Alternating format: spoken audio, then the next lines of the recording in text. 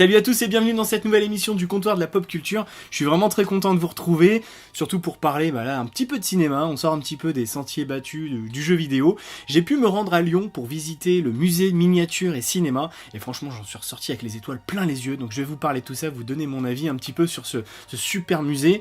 Et avant, aussi petit rappel, n'hésitez pas, comme d'habitude, à laisser un petit pouce, un petit commentaire, ça aide beaucoup la chaîne. Donc notre dernière vidéo, là, c'était le test de Jurassic World Evolution, où je vous ai parlé aussi de l'exposition Jurassic World, donc si vous êtes curieux, n'hésitez pas à aller voir ce que ça donne.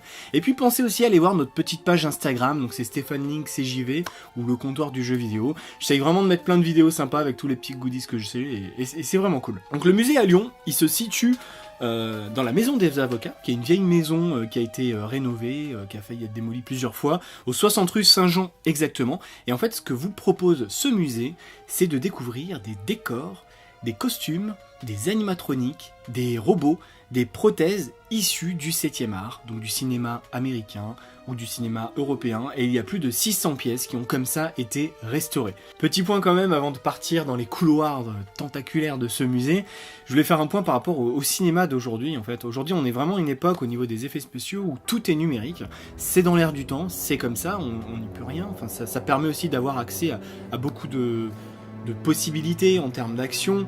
C'est plus intéressant, c'est moins cher aussi que de créer des vrais objets, parce que oui, à l'époque, il n'y avait pas tout ce numérique et les choses étaient en dur, vraiment. Et là, ce musée nous permet de nous en rendre compte encore mieux. Donc pour ne pas être oublié, toutes ces œuvres ont été récupérées, restaurées, et on peut les admirer de plus près. Et ça permet vraiment de se rendre compte que c'était des choses en dur, que c'était en vrai. Et c'est vrai que moi j'ai rien contre les effets numériques, mais souvent on a du mal à avoir ce côté physique, tactile qu'on a. Alors qu'avec les objets physiques, les décors physiques ou les animatroniques, on avait quelque chose de vraiment plus viscéral. Là j'ai eu la chance de voir la reine Alien, qui est dans Alien vs Predator. Alors ok, c'est pas Aliens, mais c'est plus ou moins le même mécanisme. C'est assez impressionnant. Et on comprend comment les acteurs pouvaient être immergés en face de ces créatures, parce que là ça vous renvoyait quelque chose qui vous obligeait à avoir une réaction crédible, et le voir en vrai c'est juste quelque chose de fou. Enfin, ils ont récupéré la reine alien, ils l'ont animée avec des bruitages, c'était saisissant de réalisme, mais vraiment quoi. Alors peut-être qu'elle fait beaucoup moins de mouvements effectivement que si elle avait été numérique, mais le fait de le voir encore une fois, je trouve ça vraiment super intéressant.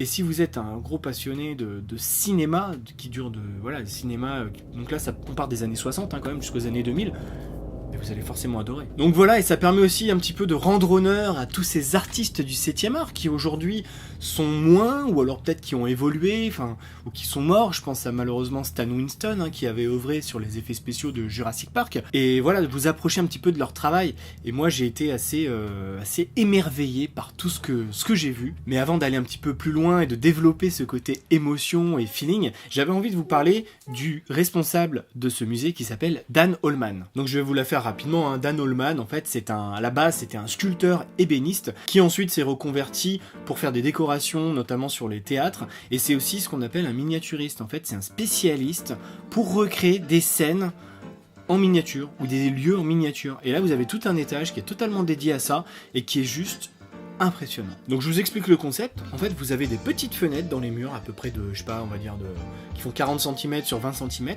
et quand vous regardez dedans, vous avez accès à une vraie petite miniature. Donc là, vous voyez quelques images. Ce ne sont pas des lieux réels, ce sont des lieux miniatures qui ont été recréés.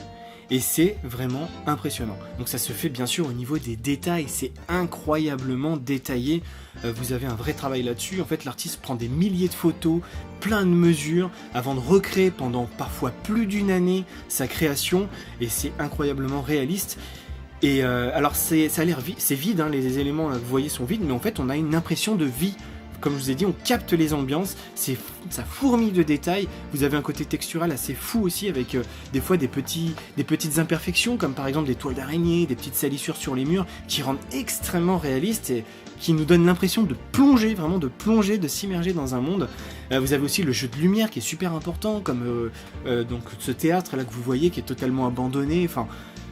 Franchement, c'est génial. Et il y a une espèce de poésie qui se dégage. On a l'impression que ces lieux ont vécu, ils ont été vivants, et comme c'est des lieux réels, c'est l'ambiance qu'il a réussi à capter encore une fois, qu'il a restituée, et qui fonctionne mais du tonnerre, quoi. Donc vraiment, chapeau à Dan Allman, qui est vraiment génial. C'est aussi lui, hein, avec ses équipes, qui restaure donc les objets du cinéma.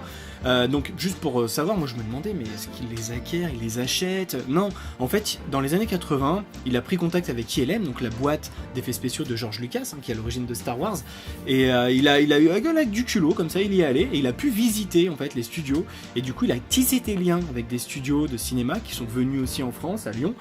Et du coup, en fait, on lui prête ces œuvres-là, on lui prête pendant une période plus ou moins déterminée. 2/3 de ce qu'il a est prêté en fait, donc par ILM et d'autres boîtes. J'ai vu qu'il y avait du 5e élément, j'imagine quand même que les studios français lui prêtent aussi.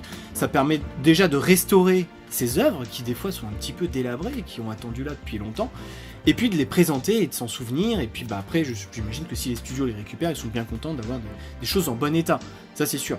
Et l'autre chose, et c'est là où le musée est important, c'est que le dernier tiers en fait c'est des acquisitions personnelles. Alors juste pour info, la reine alien là, que vous avez vue, elle a coûté 40 000 $, elle était totalement en décomposition au niveau du latex, et ils ont dû tout restaurer, ça a apparemment un peu endetté le musée, donc c'est pas toujours facile, et c'est en ça que c'est important d'aller dans ce musée, alors où il y a plus de 210 000 visiteurs par an, c'est quand même pas mal, mais vraiment, c'est vraiment une super entreprise, en tout cas, je trouve, en tant que fan du cinéma. Oui, le cinéma, je vous ai dit, il y a des liens qui se créent quand on voit ces objets.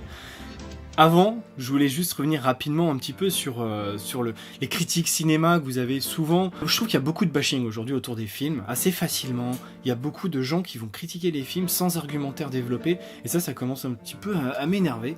Donc nous, au comptoir, on essaye vraiment de donner notre avis en argumentant, en tout cas ce que j'essaye. On a le droit de pas être d'accord, il n'y a pas de souci. Moi, je suis vraiment plus pour la subjectivité, c'est-à-dire si vous pensez que vous avez aimé un film, si moi je pense que j'ai aimé un film, je vais dire que je l'ai bien aimé, et j'en ai rien à faire si monsieur YouTube 200 000 abonnés ne l'a pas aimé. Ce que j'avais envie de vous dire, voilà, c'est suivez votre avis, c'est important, tout en l'argumentant, parce que si un film vous a marqué, il va créer un lien avec vous.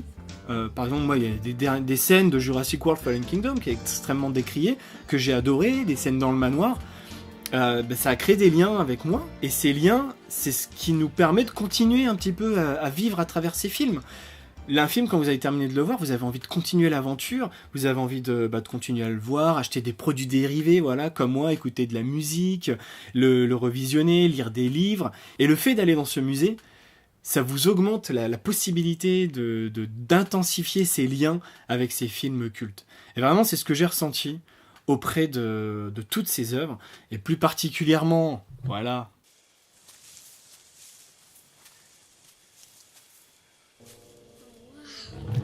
la tête de Triceratops de Jurassic Park, qui a été récupérée il y a quelques années, qui a été restaurée par Dan Allman. C'est incroyable de se dire que cette tête de Triceratops, elle était à Hawaï, avec Steven Spielberg qui était en train de diriger Sam Neill, qui était sur le ventre du dinosaure, qui caressait sa bouche, son visage, enfin le visage du dino, et de l'avoir devant moi. C'est pas juste un objet en latex, c'est une partie de l'histoire du cinéma qui est devant moi. Et là, je la touche au plus près. C'est pas qu'elle m'appartient, mais ça intensifie encore plus ce lien fort que j'ai, notamment avec ce film Jurassic Park. Il y a plein d'autres trucs. Vous avez le skateboard de Marty McFly. Enfin, franchement, c'est génial de voir des trucs comme ça. Vous avez la femme Gremlins aussi, qu'on voit.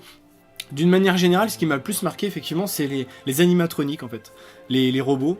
J'ai trouvé que c'était assez puissant de se dire qu'il y a beaucoup de scènes cultes de ces films qu'on a vus des dizaines et des dizaines de fois, qui ont été tournés grâce à ces objets.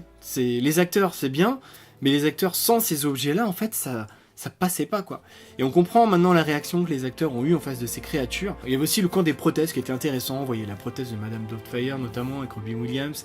Ça, c'était assez cool. Les moules de visage aussi, qui servaient après pour fixer les moules en plus. Donc on voit les visages de Schwarzenegger, de Tom Hanks, de Dustin Hoffman, de Sandra Bullock, tout ça. Enfin, c'est vraiment rigolo de se dire que c'est leur visage, leurs cellules qui ont été modélisées, qui ont été imprégnées comme ça et restituées devant nous. Enfin, ce musée donne le vertige, donne le tournis, nous fait encore plus aimer le cinéma, nous donne envie d'encore plus découvrir des choses, de lire des choses, Et si vous êtes fan de cinéma, que vous voulez en savoir plus, mais il faut y aller, quoi. En plus, c'est à Lyon. C'est pas très cher, hein, c'est 9 € la place. Franchement, ça vaut vraiment le coup. Et moi, ça m'a impacté émotionnellement, en tout cas. Donc voilà, pour conclure sur cet avis qui est extrêmement positif sur ce musée miniature et cinéma, qui m'a retourné avec toutes ces œuvres de cinéma que je côtoie depuis ma tendre enfance, hein, depuis les années 90. Donc vraiment, c'était très fort. Et je vous invite à y aller si vous êtes fan. C'est bien de voir le futur. Faut que les choses avancent. De toute façon, faut penser à se réinventer. Faut penser à avancer, à innover, à ne pas se laisser rattraper par les autres en restant immobile. Mais c'est bien aussi de jeter un petit coup d'œil dans le rétroviseur, de savoir d'où on vient. Et ce musée sert vraiment à faire ça, avec un côté émotionnellement fort, avec un patrimoine vraiment exceptionnel. Il y a des pièces qui sont uniques dans le monde. Vous allez prendre une claque si vous y allez. Allez, amusez-vous bien, jouez bien, et puis n'oubliez pas que là où on va, on n'a pas besoin de route.